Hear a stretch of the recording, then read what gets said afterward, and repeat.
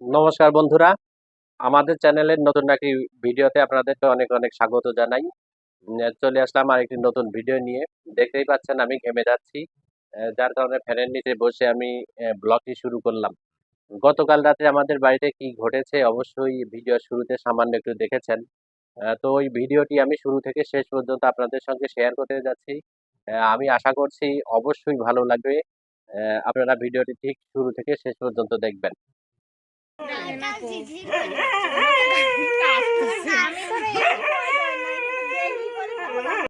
তো বন্ধুরা, চলে আসলাম ভিডিওতে।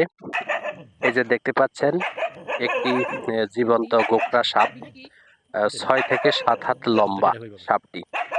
যদিও ভিডিওতে মনে হচ্ছে হয়তো অত বড় হবে না, ছোট, কিন্তু মূলত 6 থেকে 7 হাত এটি লম্বাই ছিল। তো এই গোকড়া সাপটি আমি কয়েকদিন ধরে বুঝতে পারছিলাম যে কোনো একটি সাপ হয়তো আমাদের বাড়ির মধ্যে আসে। কারণ আমার একটি যে পোষা কুকুর আছে, আমার কুকুরটির নাম হচ্ছে টাইগার। আমি ওর ভালোবেসে নাম রেখেছি টাইগার। যদিও একটু দুষ্টুমি করে বেড়ায়, কিন্তু কুকুরটি এই সমস্ত সাপ তাড়ানোর ক্ষেত্রে অনেকটা ভালো কার্যকরী ভূমিকা পালন করে আমাদের বাড়িতে। প্রায়ই দেখা যায় যে ছোটখাটো সাপ এলে আমার পোষা কুকুরটি তাড়া করে। ঠিক তেমনই আজকেও সন্ধ্যার পর আমি ঘর থেকে বেরিয়েছি। সেই সময় আমার কুকুরটি পাশেই শোয়া অবস্থায় ছিল।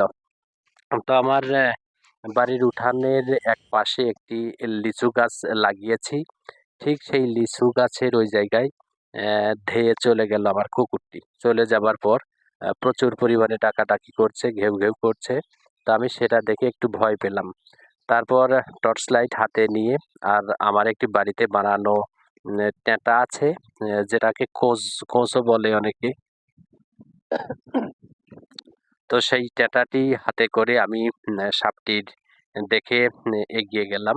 তারপর টাইগারের ডাক শুনে সাপটি ভয়ে আমাদের যে পাশে আরেকটি ঘর আছে সেই ঘরের মধ্যে চলে যায়।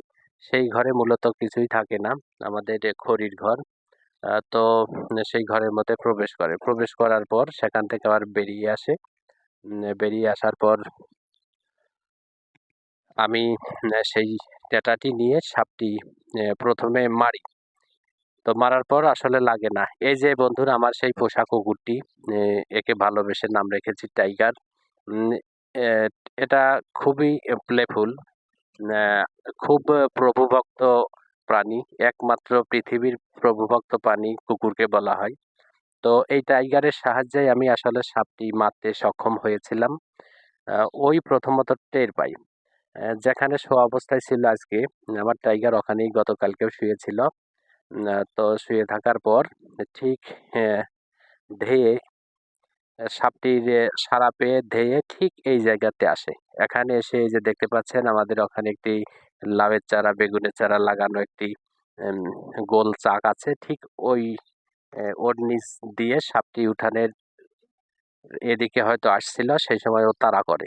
তো তাড়া করার পর সাপটি আমাদের এই ঘরের মধ্যে চলে যায়।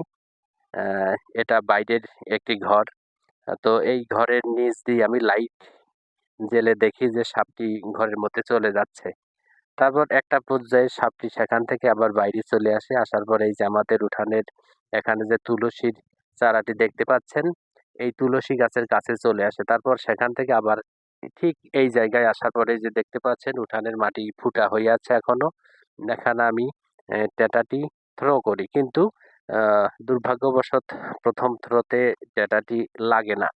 তারপর আবার এই যে আরেকটি জায়গা দেখাই আপনাদের। অ্যা এই যে উঠানের এই হচ্ছে আরেকটি জায়গা।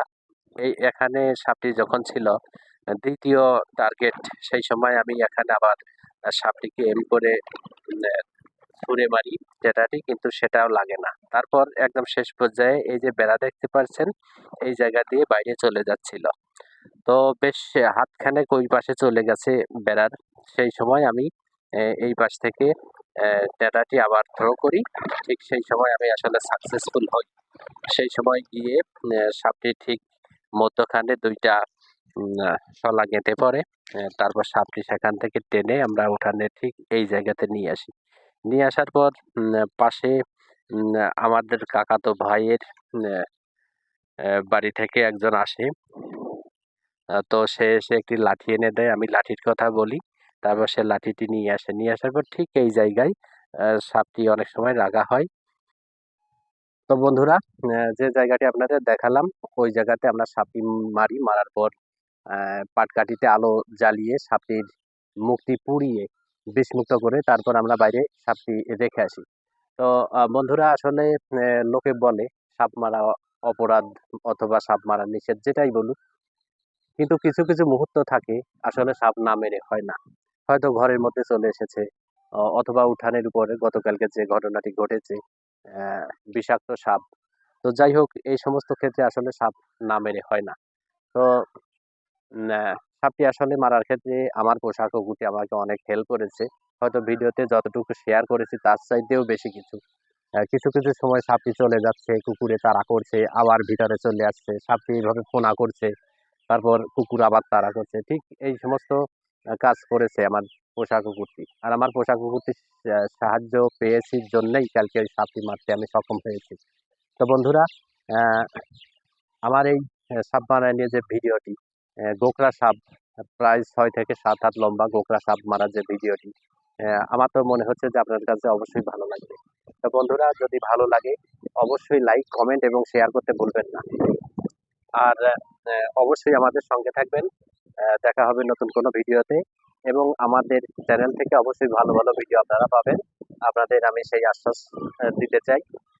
তো সবাইকে থ্যাংক ইউ, ধন্যবাদ। দেখা হবে নতুন কোনো ভিডিওতে। সে পর্যন্ত সবাই ভালো থাকবেন, সুস্থ থাকবেন। সবাইকে বাই বাই।